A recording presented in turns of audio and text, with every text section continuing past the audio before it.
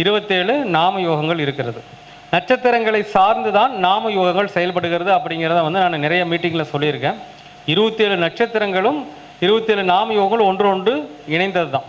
அதனுடைய அடிப்படையில் தான் நாம யோக பலன்களே கொடுத்துருக்காங்க. அதுதான் நிதர்சனமான ஒரு உண்மை. அந்த வகையில் பார்த்தீங்கன்னா ஒரு ஜாதகத்தில் ஒருத்தர் ஒரு நாம யோகத்தில் கண்டிப்பாக பிறந்திருப்பாங்க. எப்படி ஒரு கரணம் அப்படிங்கிறமோ அதே மாதிரி ஒரு நாம யோகத்தில் தான் அவங்க பிறந்திருப்பாங்க. அந்த நாம யோகத்தில் யோகி அவயோகின்னு ரெண்டாக பிரிக்கிறாங்க இல்லைங்களா? யோகி அவயோகின்னு ரெண்டாக பிரிக்கிறாங்க. யோகினா அதிர்ஷ்டம் தருபவராகவும் அவயோகிங்கிறவர் துரதிர்ஷ்டம் தருபவராகவும் சொல்கிறாங்க. ஆனால் எல்லாருக்குமே வந்து யோகி அதிர்ஷ்டத்தையும் தரது இல்லைங்க, எல்லாத்துக்குமே வந்து அவயோகி துரதிர்ஷ்டத்தையும் தரது இல்லைங்க. இதெல்லாம் வந்து மேக்ஸ் கணக்கு மாதிரிங்க. ஜோதிடமே என்ன சொல்கிறாங்க, ஒரு மேக்ஸ் இல்லையா? மேக்ஸ் நல்லா போடுறவங்களுக்கு ஜோதிடம் ஈஸியாக வந்துடும். செக் பண்ணி பார்த்துக்கோங்க. மேக்ஸை வந்து கரெக்டாக போடுறவங்களுக்கு ஜோதிடம் 100% வந்து நமக்கு துல்லியமாக வந்துடும். ஏன்னா நானே மேக்ஸில் வந்து பார்த்திங்கன்னா 10th வந்து 100க்கு 100 மார்க் எடுக்க வேண்டியவன் ஒரு கடைசியில் ஆன்சர் மார்க் தவறாக போனதுனால 97 மார்க் தான். சரி, அந்த மாதிரி மேக்ஸ் நல்லா இருக்கும் வந்துச்சுனாவே ஜோதிடம் நல்லா வந்துடும். ஏன்னா மேக்ஸும் ஜோதிடமும் புதன் தான். சரிங்களா? அதனால் வந்து இந்த ஜாதகத்தில் எப்படி கரணம் அப்படிங்கிறது ஒரு முக்கியத்துவம் வாய்ந்ததோ அதே மாதிரி யோகம்ங்கிறது ஒரு முக்கியத்துவம் வாய்ந்த விஷயம்தான். இந்த பிரபஞ்சத்தில் பார்த்தீங்கன்னா ஒரு செயலை செய்கிறோம் அப்படின்னா அந்த செயலுக்கான லக்கு ஒரு சொல்லுவாங்க இல்லையா, நான் கஷ்டப்பட்டு உழைக்கிறேன்ப்பா ஆனால் எனக்கு லக்கே வரமாட்டேங்குது சொல்கிறாங்க இல்லையா? எல்லாம் கரெக்டாக போகுது ஆனால் கடைசியில் பார்க்கும்போது அது வந்து புஷ்ஷுன்னு போயிடுது அப்படின்னு சொல்கிறவங்க நிறைய பேர் இருக்குங்க. அப்போ அதுக்கு பேர் தான் யோகம் அப்படின்னு பேருங்க. அப்போ இந்த யோகம் அப்படிங்கிறது பிரபஞ்சத்தில் ஆகாய தத்துவத்தை கொண்ட ஒரு நிலை. சரிங்களா? இப்படி இந்த பிரபஞ்சத்தில் நிலம், நீர், காற்று, ஆகாயம், நெருப்பு இருக்குதோ அதில் வந்து அதே மாதிரி அந்த ஆகாய தத்துவத்தில் தான் இந்த யோகம்ங்கிறது கிடைக்கப்படுது. சரி, அப்போ யோகத்தை யார் கொடுக்கணும்?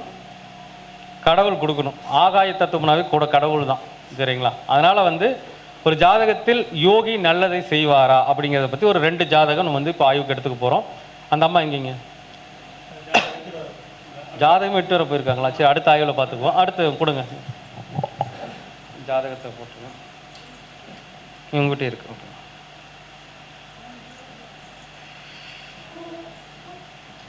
ஓகே, தேவதர்ஷன் அப்படிங்கிற பையனுடைய ஜாதகம். பிறந்த நாம யோகம் வந்து பார்த்தீங்கன்னா சுப்ர நாம யோகம்.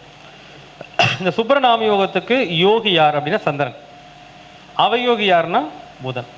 அப்போது இன்னமும் நீ சந்திரனாகவே வருது. கரணத்தை பற்றி எடுத்தோன்னே சந்திரன் வந்துருச்சு. யோகி எடுத்தாலும் சந்திரன் தான் வருது. அடுத்து பார்ப்போங்க, அடுத்து யோகி சனி பகவானாக வருதான்ட்டு. ஏன்னா அவங்க ஃபஸ்ட்டு எடுக்கும்போது கர்ணத்தை பற்றி பேசும்போது கரசை கர்ணம் வந்துச்சு. இப்போ யோகியை பற்றி எடுக்கும்போது ஃபஸ்ட் எடுத்தோடனையும் சந்திரன் வந்துட்டு அடுத்து கொடுக்குற ஜாதகம் சனி பகவான் தான் என்னமோ. ஏன்னா இன்றைக்கி நிறைய மிராக்கல்ஸ் நடந்துட்டு இருக்கு. எது நம்ம சொல்ல முடியாது. சரி, பார்த்துக்கலாம். அப்போ ஒரு ஜாதகத்தில் யோகி நன்றாக இருக்கிறாரா அப்படிங்கிறத ஃபஸ்ட்டு பார்க்கணும். ஓகேங்களா? இவர் பிறந்த லக்னம்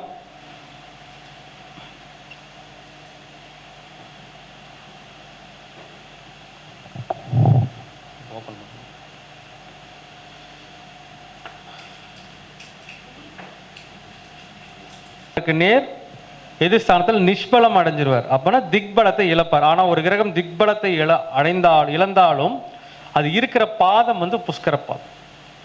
அதனால இந்த இடத்துல யோகி நல்லதை செய்வாரா கெட்டதை செய்வாரா? கண்டிப்பாக நல்லதையே தான் செய்வார். திக்பலத்தை இழந்தாலும் நன்மையே செய்வார், ஒன்றும் டவுட் கிடையாது. என்ன ஒரு சின்ன விஷயம், இவங்க வந்து பகலில் தான் பிறந்திருக்கிறாங்க. 5:50 பிறந்திருக்கிறாங்க. ஏன்னா நம்ம இரவில் பிறந்தா அம்மா சந்திரனா வரும், பகலில் பிறந்தா அம்மா சந்திரன். இப்போ 7ஆம் அதிபதியாக சந்திரன் வர்றார். என்னதான் வந்து புஷ்கரத்தில் இருந்தாலும் திக்பலத்தை இழந்து நிற்கிறதுனால கல்யாணம் முடிக்கும்போது குறைவுள்ள வீடாக பார்த்து முடிச்சுக்கணும். குறைவுள்ள வீடுனா புரியுதுங்களா? பொண்ணு வந்து இப்போ அந்த நாளைக்கு மேரேஜ் பண்ணும்போது, தம்பி மேரேஜ் பண்ணும்போது பார்க்குறான், நினப்பு வச்சுக்கிறேங்க. பொண்ணு இருக்கிற இடத்துல அண்ணன் தம்பி இருக்கக்கூடாது. அந்த மாதிரி ஏதோ ஒரு குறையோடு எடுத்துக்கலாம். திக்பலம் இழப்புக்குன்ட்டு ஏதோ ஒரு குறையோடு எடுத்துக்கிட்டா நல்லது. அதுவும் வந்து தோஷம் இல்லைங்க, இருந்தாலும் நம்ம ஒரு இதற்காக சொல்றது அவ்வளோதான்.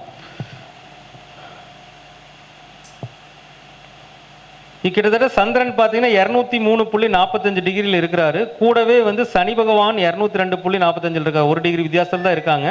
இருந்தாலும் சனி பகவான் மகர லக்னத்துக்கு லக்ன சுபர் தான். இப்போ சொல்லுவாங்க ஒரு கிரகம் சேர்ந்துச்சுன்னா ஐயோ அப்படிலாம் பயப்பட வேண்டியதில்லை. யாருங்க மகர லக்னத்துக்கு சனி பகவான்? லக்ன சுபர் தான். ஆனால் என்ன சொல்லுவாங்க, சனி பகவான் சந்திரன் சேர்ந்துட்டா புனர்பூ தோஷம் அப்படிம்பாங்க. அது புனர்பூ தோஷம் தான். அது எப்படி வந்து நம்ம ஹேண்டில் பண்ணுறது அப்படின்னா, 7ஆம் அதிபதி தானே சனி பகவானோட சேர்ந்துருக்கிறாருங்க.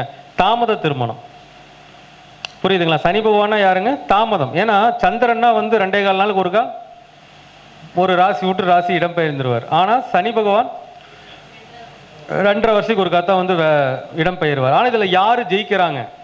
சந்திரன் சனியில் சனி பகவான் ஜெயிக்கிறாரோ சந்திரன் தான் ஜெயிப்பார். ஏன்னா சந்திரன் 203 டிகிரியில் இருக்கிறார், சனி பகவான் 202 டிகிரியில் இருக்கார். அப்போ யார் ஜெயிப்பாங்கன்னா சந்திரன் தான் ஜெயிப்பார். இருந்தாலும் 1 டிகிரி வித்தியாச அளவில் சனி பகவான் இருக்கிறனால கல்யாணத்தை கொஞ்சம் தாமதமாக பண்ணும், அப்படி எடுத்துக்கலாம். அல்லது அந்த பையனோட வயசு ஒரு 6 மாதம் மூத்த பொண்ணை கூட முடிக்கலாம், தப்பு கிடையாது. ஏன் நம்ம ஒரு ஜாதகத்தில் ஒரு கிரகத்தை வந்து நம்ம பேசும்போது அந்த கிரகத்தோடையும் ஒன்றிணைஞ்சு போயிடணும். சனி பகவானா மூத்தது தானே, காலபுருஷனுக்கு 11ஆம் இடம்னாவே மூத்தது தானே, அதனால தான் சனி பகவான் மூத்ததுன்னு சொல்கிறோம். அப்போ சந்திரனோட சனி பகவான் இருக்கும்போது ஒரு பையனோட ஒரு 3 மாதம் 6 மாதம் வயசு ஜாஸ்தியாக இருந்தாலும் பரவாயில்ல, பண்ணி வச்சிடலாம். ஏதோ ஒரு குறையோட பண்ணிட்டு நமக்கு விஷயம் இல்லை. மற்றபடி அவர் லக்கண சுபர், ஒன்றும் அவ்வளோ சீக்கிரம் பெருசாக பண்ணிட மாட்டார். அதனால சந்திரன் வந்து இங்கே நல்லா தான் இருக்கார். செவ்வாயும் சேர்ந்துருக்கிறாங்க. ஏன்னா நம்ம கிரக சேர்க்கைகளை வந்து நம்ம பார்க்கணும். ஏன்னா வந்து ஒரு கிரகத்தை நம்ம வந்து ஆய்வு பண்ணும்போது அதனோடு ஒன்றிணைந்த கிரகங்களும் பலன் தரும். அப்படி பார்க்கும்போது செவ்வாய் வந்து சுவாதி நட்சத்திரம் 2ஆம் பாதத்தில் இருக்கார். இங்கே கனெக்ஷன் அவருக்கு கிடைக்கவே கிடைக்காது, சேர்க்கை தான். ஆனால் சந்திரன் ஹை டிகிரியில் இருக்கார் இந்த ராசிக்குள்ள. சந்திரனை வந்து செவ்வாயால் அட்டாக் பண்ண முடியவே முடியாது. இப்போ செவ்வாயை பற்றி நம்ம ஃபீல் பண்ண வேண்டிய அவசியமே இல்லை. சனி பகவான் கொஞ்சம் அட்டாக் பண்ணுவார், ஆனால் சுபத்துவமாக தான் முடிப்பார். ஏன்னா லக்கண சுபர் இல்லைங்களா, லக்கணத்துக்கும் 2ஆம் வீட்டுக்கு உண்டானவர்களே அவர் சுபத்துவத்தோடு தான் முடியும். நாம் சனி பகவான மாதிரி கொஞ்சம் லேட்டாக பண்ணுறது, ஒரு 3 மாதம் 6 மாதம் அதிகமான ஒரு பொண்ணை கல்யாணம் அந்த மாதிரி விஷயங்கள் பண்ணலாம். ஆனால் சந்திரன் சனி சேர்க்கை இவருக்கு யோகத்தை தரும். லேட்டாக பிக்கப் ஆவார், ஆனால் நல்லா இருப்பார் லைஃப்பில். ஏன்னா 7ஆம் அதிபதியும் 2ஆம் அதிபதியும் சேர்க்கை கல்யாணம் நடந்ததுக்கப்புறம் உயர்வாகும். ஆகுமாகாதுங்களா? 2ஆம் இடமும் 7ஆம் இடமும் சேர்ந்து, 2ஆம் அதிபதியும் 7ஆம் அதிபதியும் சேர்ந்து லக்னத்திற்கு 10ல் இருக்கிறார்கள். அப்போ கல்யாணம் குடும்பம்னு வந்ததுக்கப்புறம் தொழில் மேன்மை வரும். அவர் என்ன கொஞ்சம் லேட்டாக கிடைக்கும். இவரை பொறுத்த வரைக்கும் கல்யாணத்துக்கு அப்புறம் வளர்ச்சி கொஞ்சம் லேட்டாக முடிக்கணும். கொஞ்சம் வயசு அதிகமானது முடிச்சுட்டா ஒன்றும் பிரச்சனை கிடையாது. கண்டிப்பாக வந்து அதிகமானதுன்னு இல்லைங்க, லேட்டாக கூட முடிக்கலாம். இப்படி பண்ணிட்டீங்கன்னா பரிபூர்ணமான யோகத்தை சந்திரன் சனி சேர்க்கை நிச்சயமாக பெற்றுத்தரும், டவுட்டு கிடையாது. சரி, இப்போ நம்ம அந்த யோகியை இயக்கலாமா இயக்க வேண்டாமா அப்படின்னா, சந்திரன் எப்படி இருக்காருங்க? புஷ்கரண வம்சபாதத்தில் தான் இருக்காரு. யோகி மிகச் சிறப்புடன் இருக்கிறார். அப்போ ஒரு சந்திரன் சிறப்புடன் இருக்கிறார்னா இவருக்கு யார் யோகி? எந்த வீட்டுக்கு அதிபதி யோகி? 7ஆம் வீட்டுக்கு அதிபதி தானே யோகி. அப்போ யாரு 7ஆம் இடங்கிறது? கல்யாணத்துக்கு அப்புறம் அவர் யோகசாலி. தட்ஸ் ஆல், வேலை முடிஞ்சு. கல்யாணத்துக்கு அப்புறம் அவர் அதிர்ஷ்டசாலி. அப்போ கல்யாணத்துக்கு முன்னாடி அதிர்ஷ்டசாலி இல்லைன்னா கேட்கக்கூடாது. உறுதியாக திருமணம் நடந்து முடிந்த உடனேயே அவர் வாழ்க்கையில் அத்தனை விதமான யோகங்களையும் சந்திர பகவான் நிச்சயமாக பெற்று தருவார். எந்த ஒரு எல்லளவும் சந்தேகமே வேணாம் உங்களுக்கு. இப்போ அதுக்கு முன்னால் என்ன பண்ணுறது? இப்போ 7ஆம் இடத்துல வந்து நீங்கள் நல்லா யோசிச்சு பாருங்க. 7ஆம் இடத்துல வந்து வெறும் மனைவி மட்டும்தான் இருக்காங்களா? நண்பர்கள் வட்டாரம் இருக்குது, பாலிய நண்பர்கள் வட்டாரங்கள் அப்படின்னா எனக்கு சின்ன வயசுலேருந்தே பழக நண்பர், அதாவது ஸ்கூல் மெட்ஸ் காலேஜ் மெட்ஸ்ன்னு வச்சுக்கோங்களேன். அதாவது நண்பர்களை 2 விதமாக பிரிக்கலாம். 7ஆம் இடம் என்பது பாலிய நண்பர்கள், நம்ம சின்ன வயதில் படித்ததில் நம்ம கூட இருக்கிற நண்பர்கள். அடுத்து நீங்கள் ஒரு வேலைக்கு போகிறீங்க, ஒரு தொழில் பண்ணுறீங்கன்னா அப்போ வர நண்பர்கள் 11ஆம் இடம். ஏன்னா 10க்கு 2, சரிங்களா? அப்போ இதுதான் வந்து நம்முடைய ஜோதிட சாஸ்திரத்தில் இருக்கக்கூடிய நியதி. அப்போது அவருடைய பாலிய நண்பர்கள் சேர்க்கை நல்ல சேர்க்கையாக இருக்கு, நல்ல சேர்க்கையாக இருக்கணும். அப்படி இருந்துட்டா அவங்களே நிறைய ஹெல்ப் வந்து அவங்களுக்கு பண்ணுறதுக்கான வாய்ப்புகள் இருக்குது. இது ஒன்று. இதை விட நம்ம சரி கர்ணநாதன் இயக்கும்போது நிறைய சூட்சமங்கள் இருக்கிற மாதிரி யோகி இயக்கும்போது நிறைய சூட்சமங்கள் இருக்குது. இப்போ 4ஆம் இடம்னா என்னதுங்க? அம்மா. முதல்ல அம்மாவுக்கு வருவோம். உயிர்காரத்துவத்தை பிடிப்போம். அம்மா. 4க்கு 4 என்னது? அம்மாவுக்கு அம்மாவும் எடுத்துக்கலாம், அம்மா பேரில் இருக்கக்கூடிய இடம் வீடு வண்டி வாகனம் எடுத்துக்கலாம். இது வந்து நெருப்பு ராசியா காற்று ராசியா நீர் ராசியா? தான் காற்று ராசி. காற்று ராசியில் எது போகும்? கார் போகுமா? அப்போது இந்த ஜாதகர் யோகியை கல்யாணத்துக்கு வரைக்கும் தான் நம்ம வெயிட் பண்ணுங்கிற அவசியம் இல்லை. அம்மா பேரில் ஒரு 4 வீலர் எடுத்து இவர் ஓட்டினாலே யோகி வேலை செஞ்சிருவார். ரொம்ப தூரமெல்லாம் இருக்குதா? இல்லைங்க. அப்போ அம்மா பேரில் ஒரு 4 வீலர் எடுக்கணும், எடுத்து அது இவர் ஓட்டணும். தம்பி வாங்கிடலாமா? அவன் ரெடியாக தான் இருக்கிறான்.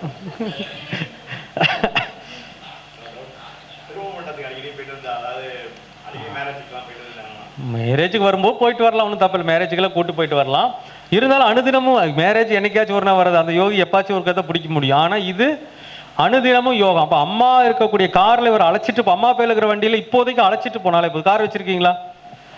2 கார் வச்சுருக்கிறீங்க. அப்போ அடிக்கடி வந்து பையனை வந்து கூட்டிகிட்டு போகணும், சரிங்களா? ஒரு 15 வயசான வண்டி ஓட்டு பழக்கி விட்டுறணும். இப்போ ஓட்டுறாரா? அப்போ யோகம் வந்துருச்சுன்னு தான் அர்த்தம். சரிங்களா? அப்போ நம்ம யோகி இயக்குவதற்கு கோவிலுக்கு தான் போகணும் கிடையாது. அந்த அந்த கிரகங்கள் யார், அவங்க அவங்க எப்படி இருக்கிறாங்க, எந்த பாவத்துக்கு அதிபதியாக இருக்கிறாங்கன்னு பார்த்துங்க. அதே மாதிரி அம்மாவுடைய அம்மாவும் இருக்கு, இதுதான். ஆனால் அம்மாவுடைய அம்மா இருக்காங்க இல்லையா? அப்போ பார்த்தீங்களா? இப்போக்கெல்லாம் கை தட்டுங்க, சொல்கிறேன் பாருங்க. நான் அம்மாவுடைய அம்மா தான் இவருக்கு யோகி அப்படிங்கும் போது, அம்மாவுடைய அம்மாவோட இருக்கும்போது அவர் நல்லாயிருவார். அப்போ அம்மாவுடைய அம்மா கூட இருக்கும் பொழுதும், அம்மா பேரில் இருக்கக்கூடிய 4 வீலரை வந்து ஓட்டுற பொழுதும் அவருக்கு யோகி செயல்பட ஆரம்பிச்சிருவார். கல்யாணத்துக்கு அப்புறமும் செயல்படுவார். ஓகேங்களா? இப்போ எல்லாமே அவருக்கு சேர்ந்து அவருக்கு கிடைச்சிடும், கட்டாயமாக கிடைச்சிடும்.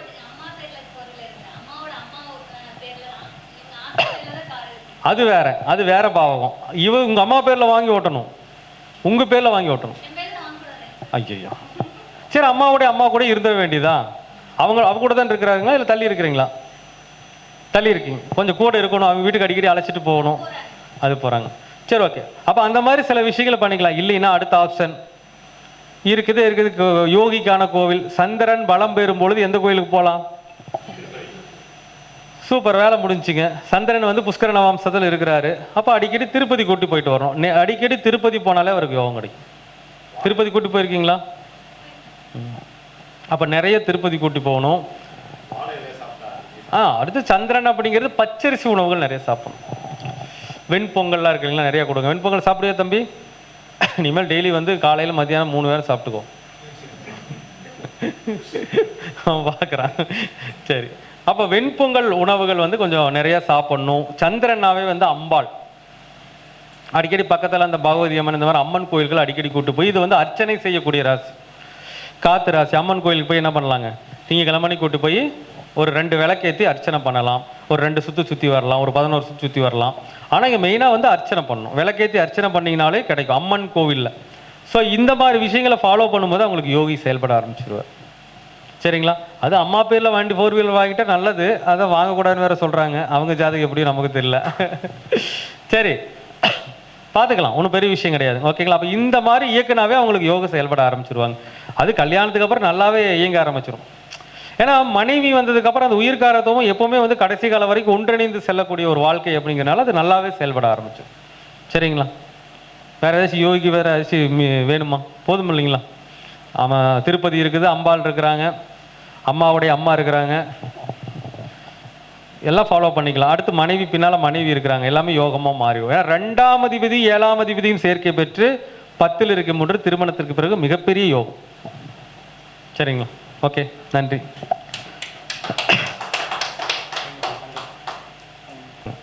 பரவாயில்ல, பார்டரில் தான் நிற்கிறாங்க.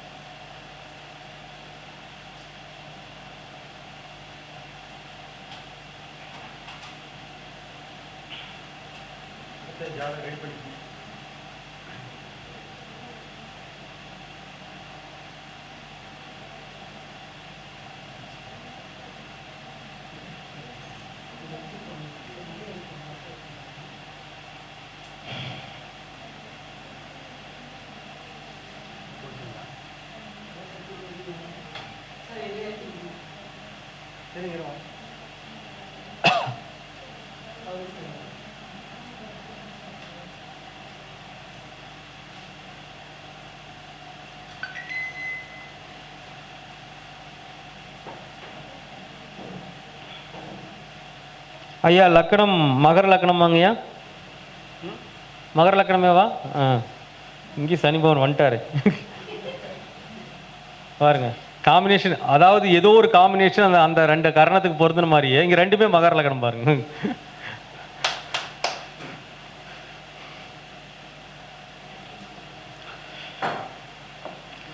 இவர் பிறந்த நாம யோகம் வந்து சுகர்மம் நாம யோகம்.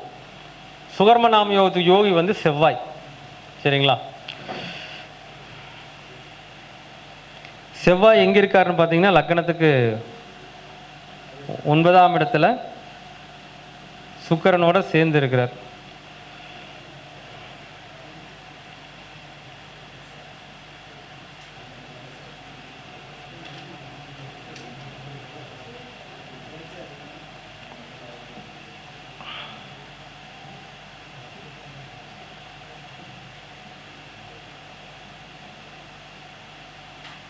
ஜாதகத்தில் வந்து சுக்கிரனும் புதனும் பரிவர்த்தனை ஆகிருக்கிறாங்க. ஸோ அதனால்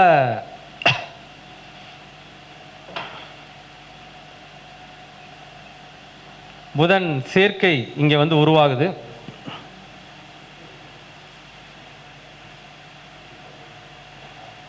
ஓகே, அப்போ இந்த மகர லக்னத்திற்கு யோகத்தை கொடுக்க வேண்டியவர் செவ்வாய் பகவான். எங்கே இருக்கிறாருங்க? 9ஆம் இடத்தில் அமர்ந்திருக்கிறார். இந்த லக்கணத்துக்கு செவ்வாய் 9ஆம் இடத்தில் அமரலாமா? கேள்வி இருக்கு இல்லைங்களா? செவ்வாய் இந்த 9ஆம் இடத்தில் அமரலாமா? அமரக்கூடாது இல்லையா?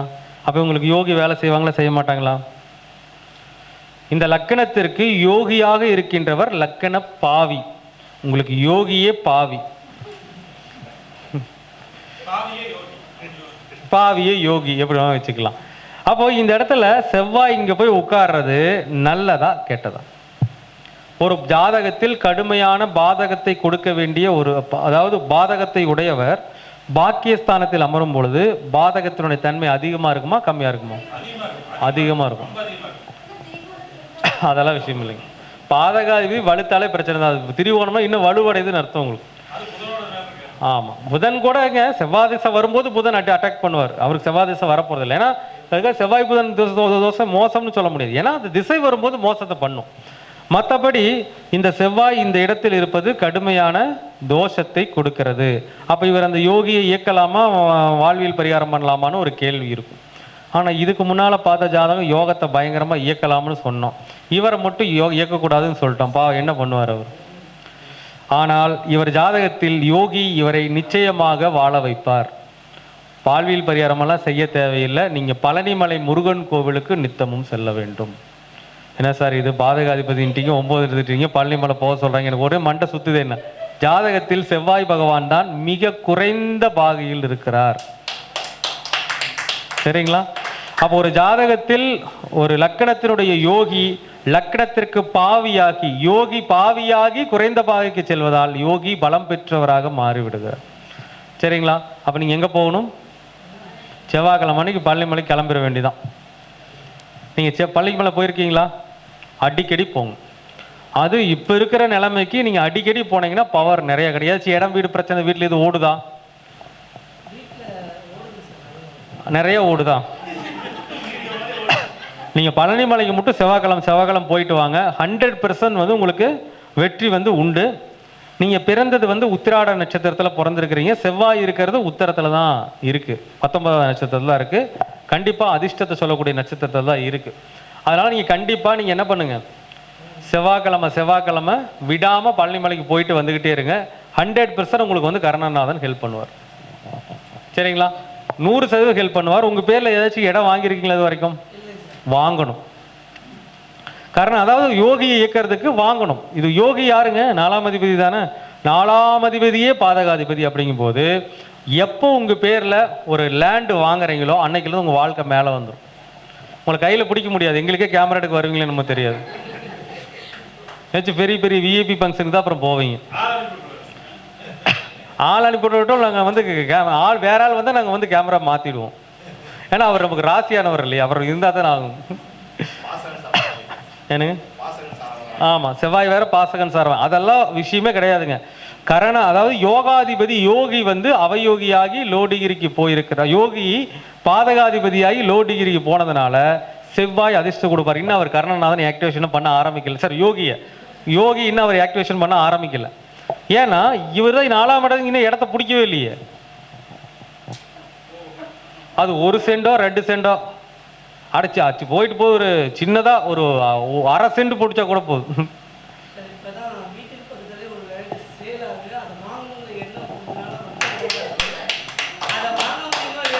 வாங்கிடுவீங்க, கண்டிப்பாக வாங்கிடுவீங்க. இந்த 1.5 வருஷம் 1.25 வருஷத்துக்கு டைம் இருக்குது.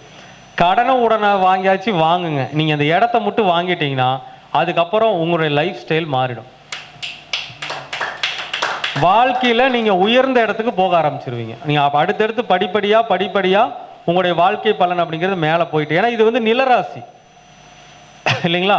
பிரபஞ்ச தத்துவத்தில் இது வந்து நிலத்தத்துவத்தை உடைய ராசி. செவ்வாயே நிலமகன் தான். அப்போ நிலமகன் நிலத்தத்துவத்தை உடைய ராசியில் 19வது நட்சத்திரத்தில் பாதகாதிபதியாகி யோகியாகி எங்கே குறைந்த பாகையில் இருப்பது யோகத்தை அள்ளித்தரும்.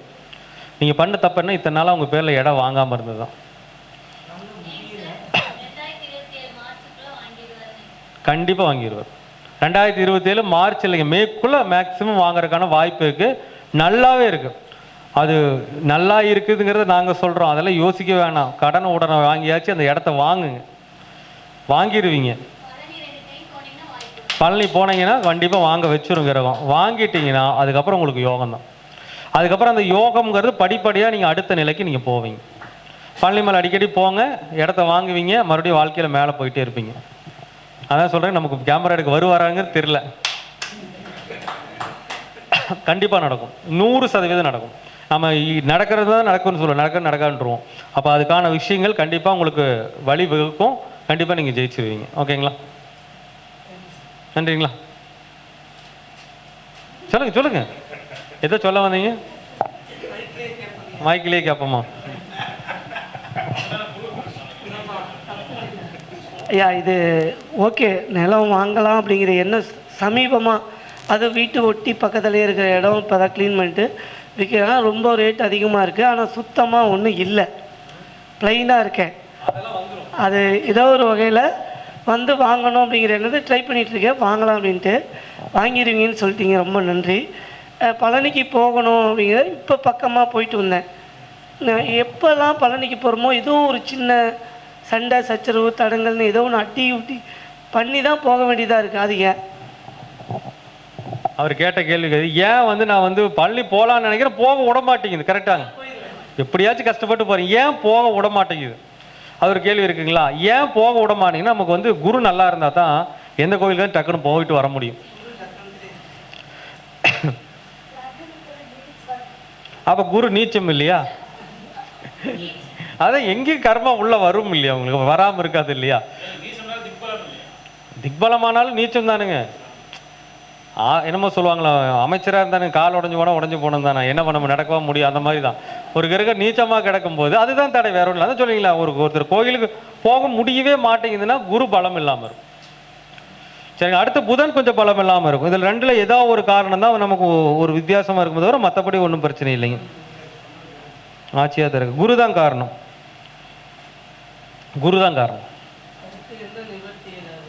குருவுக்காங்க நம்முடைய ட்ரஸ்ட்டுக்கு ஒரு டொனேஷன் போட்டுற வேண்டியதான் எங்க. சரி, அதெல்லாம் ஒன்றும் பிரச்சனை இல்லைங்க. எத்தனை தடை வந்தாலும் தகர்த்தெறிந்து செல்லணும், போயிட்டே வந்துக்கிட்டு இருங்க. அதான் சொல்லுங்களேன், அடுத்த வருஷம் மே மாதத்துக்குள்ளே இடத்த வாங்கி முயற்சி பண்ணுங்க. சார், உங்களுக்கு வாய்ப்பு இப்போ தான் வந்திருக்கு. நீங்கள் இந்த வாய்ப்பு இப்போது 2025 தான் வந்து திறந்துருக்கு. அது வரைக்கும் உங்களுக்கு அதுக்கான எண்ணமே வந்திருக்காது. இப்போ அதுக்கான வாய்ப்புகள் இறைவன் தேடி வர வைத்திருக்கிறார், அமைஞ்சிரும். பழனிமலைக்கு போயிட்டே இருங்க, சீக்கிரமாக அமைஞ்சிரும். அடுத்த மீட்டிங் தான் வராரு, இடத்த வாங்கிட்டு வந்து அடுத்த மே மாதத்துக்குள்ள வந்து சொல்லுவார். அதுக்கப்புறம் வாங்கிட்டாருன்னா அதுக்கு மேலே அசுர வளர்ச்சி தான் கண்டிப்பாக நடக்கும். சரிங்களா? நன்றிங்க. அவ்வளோதான், யோகி முடிஞ்சிச்சு.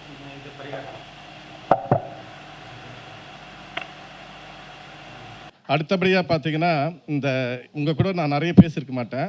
நான் ஈஸ்வரமூர்த்தி ஐயா கிட்டேயும் நம்ம சரவணன் சார்கிட்ட நிறைய பேசியிருப்பேன்.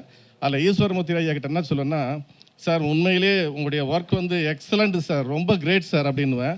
ஏன்னு கேட்டிங்கன்னா, நீங்கள்லாம் வந்து பார்த்தீங்கன்னா ஒரே வருஷத்தில் படிச்சிட்டிங்க. ஒருவேளை நான் வாத்தியார் வந்து மக்கான்னு தெரில, ஐயா கிட்ட 4 முறை படிச்சிருக்கேன். அதில் 2 தடவை இந்த கோர்ஸை படிச்சிருக்கேன். அது இல்லாமல் கிரகபலம் அப்படின்னு ஒன்று படிச்சிருக்கேன், நட்சத்திர பலன் படிச்சிருக்கேன். என்னென்னா, எனக்கு வந்து சுத்தமாக டைம் இல்லை. எனக்கு ரொம்ப வருத்தமான விஷயம் என்னென்னா, நான் காஞ்சிபுரத்தில் இருக்கிறேன், பக்கத்தில் இருக்கிற சென்னையில் போயிட்டு எனக்கு எங்களுடைய 6வது பேட்சில் நிறைய பேர் கூப்பிடுவாங்க. ஆனால் வாயை விட்டுட்டு போகலன்னா அசிங்கமாக இருக்குமேன்னு சொல்லிட்டு என்னால் வந்து சுத்தமாக போக முடியாது. எனக்கு வரவங்க நேரம்லாம் பார்த்தீங்கன்னா எக்ஸாம் டைம் மற்ற டைம்லாம் வந்துடும். அதுலேயே எனக்கு ஒரு மன வருத்தமாக இருக்கும். சே, நம்ம கோர்ஸ் படிக்கிறோம், ஒரு குருவை போயிட்டு சும்மா ஒரு விசிட் பண்ணுறது கூட நம்மளால் முடியலையன்ட்டு.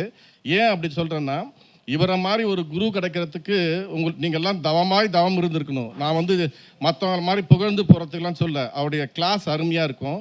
ஒரு வார்த்தை கூட திட்ட மாட்டார். எப்போ அவருக்கு உணர்ச்சி வசப்பட்டு லைட்டாக சொல்லுவார்னா, சார் இவ்வளோ ஈஸியாக எடுத்துட்டு இதுக்கு மேலேயும் புரியலன்னு சொன்னால் எப்படி சார் அப்படின்னு சொல்லுவார். ஏன்னு கேட்டிங்கன்னா, அவருடைய அந்த பாணி வந்து ரொம்ப அருமையாக அழகாக சின்ன குழந்தை கூட புரிகிற மாதிரி தெளிவாக சொல்லுவார். இதுவரையிலும் நான் பார்க்காத ஒரு ஜோதிடம் இந்த ஜோதிடம் தான். நீங்கள் எங்கேயுமே இது மாதிரி நான் வந்து நிறைய குருக்கிட்ட படிச்சிருக்கேன். ஆனால் ஜோதிடம் மண்டையில் ஏறவும் இல்லை, அதை நானும் பயன்படுத்திக்கல. அந்த பிரபஞ்சத்துக்கு எனக்கு கொடுக்குமோ கண்டிப்பாக கொடுக்கும். அப்போ கற்றுக்குறேன். உங்களுக்கு நான் இங்கே சொல்ல வர வேண்டிய ஒரே ஒரு மெசேஜ் என்னென்னா, நீங்கள் ஜோதிடரா உங்களால் பண்ண முடியுமா அப்படின்னு கேட்டிங்கன்னா, ஐயா சொல்லி கொடுத்த விஷயத்த நீங்கள் நல்லா திருப்பி பார்த்தீங்கன்னா டெஃபினட்டாக ஜோதிடர் ஆகிடுவீங்க. இந்த கருத்தை நீங்கள் உலகுக்கு சொன்னீங்கன்னா அன்றையே ஜோதிடர் ஆகிடுவீங்க. அதுக்கப்புறம் தான் நீங்கள் என்ன கற்றுக்கணும்னு நினைக்கிறீங்க. ஏன்னா இது ஒரு பெரிய கடல். அப்போ நான் என்ன பண்ணியிருக்கேன்னா, ஒரே ஒரு அந்த கடுகில் ஒரு சின்ன புள்ளி தான் நான். ரைட்டுங்களா? ஐயா வந்து 10 புள்ளியாக இருப்பார். ரைட்டுங்களா? ஏன்னா அவர் அது தொடர்ச்சியாக செஞ்சுட்டு இருக்காரு. என்னுடைய சப்ஜெக்ட் தான் என்னால் பண்ண முடியுது. எனக்கு இருக்கிற 1.5 மணி நேரத்தில் வேறு எதுவுமே பண்ண முடியல. ஆனால் என்னால் கற்றுக்க முடியுது. ஐயாவுடைய வீடியோஸ் ஈஸியாக இருக்குது, நல்லா லேர்ன் பண்ணுறேன். அதனால் உங்களுக்கு நான் ஒரு ரிக்வஸ்ட் என்ன வைக்கிறேன்னா, நீங்கள் முதல்ல ஐயா கிட்டங்கிற வீடியோவில் ஃபுல்லாக நல்லா எல்லாத்தையும் அருமையாக கற்றுக் கொடுத்துருக்காரு. இதுக்கு முன்னாடி கூட நான் 6வது பேட்ச் படிக்கும்போது ஒருத்தர் நடுவில் டிஸ்டர்ப் பண்ணுவார். என்னன்ட்டு, சார் நீங்கள் இதெல்லாம் எடுத்துகிட்டே இருக்கிறீங்களே, நான் ஜோதிடர் ஆகிறோமா, நீங்கள் பலனே சொல்ல மாட்டீங்க அப்படின்னு நான் நடுவில் சொன்னேன். சார் அவர் நடத்துவார், அவசரப்படாதீங்க, நமக்கு ஆய்வு ஜாதகம் நடத்துவார், அதை வச்சு நம்ம பண்ணலான்ட்டு. ஆனால் நிறைய பேர் நீங்கள் அந்த வீடியோ கிடச்சா பாருங்கள், நான் மட்டும்தான் கிராஸ் கேள்வி 2-3 கேட்டிருப்பேன், பலன்னா எப்படின்ட்டு. அவர் ஐயா அந்த பலன்லாம் சொல்ல, உங்களுக்கு என்ன கேள்வி கேட்கணுமோ அத்தனையும் பதில் சொன்னார். மற்ற ஐயா தான் தெளிவாக சொல்லியிருப்பார். என்கிட்ட வந்து ஒரு 1000 குடும்ப திருமணம் வந்துச்சுன்னா 10 பேருக்கு தான் முடிவு பண்ணியிருப்பேன், 990 பேரை நீ வானான்னு ஒதுக்கிட்டு இருப்பேன். ஏன் அப்படின்னா செட் ஆகாது, அது அவங்களுக்கு புரியாது. அந்த புனர்ப்பு தோஷம்ன்றது என்னன்னு கேட்டிங்கன்னா, இந்த சந்திரனும் சனி பகவானம் சேர்ந்து என்ன பண்ணணும்னா, நல்லா ஞாபகம் வச்சுக்க, நிறைய விஷயங்கள் இருக்குது. அதில் ஒரு சின்ன பாயிண்ட், அதாவது ஒரு கல்யாணம் ஆக போகுதுன்னா அந்த கிரகம் பிரிக்க போகுதுன்னு அர்த்தம் நிறைய பேருக்கு.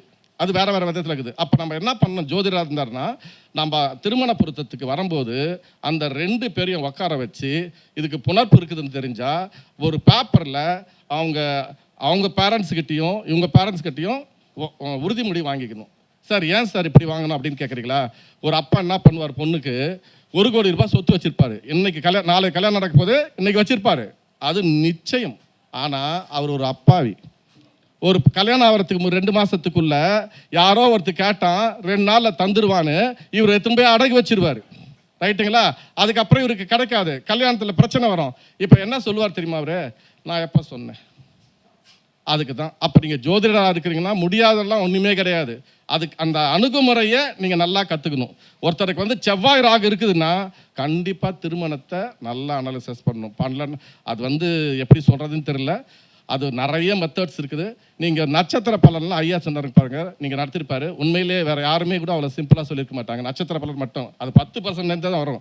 அந்த புத்தகத்தில் வச்சு கூட நீங்கள் சொல்லிட்டு போயிடலாம். ஆனால் அதில் மெயினாக 5 பொருத்தங்கள் இருந்தால் போதும். ஆனால் அந்த பொருத்தத்துலேயும் நீங்கள் ஜாமீன் நிற்கும் போது எதோட சேர்க்கணும்னு பார்க்கணும். ஆனால் நிறைய பேர் கற்றுட்டேன்றீங்க, அது கடல்.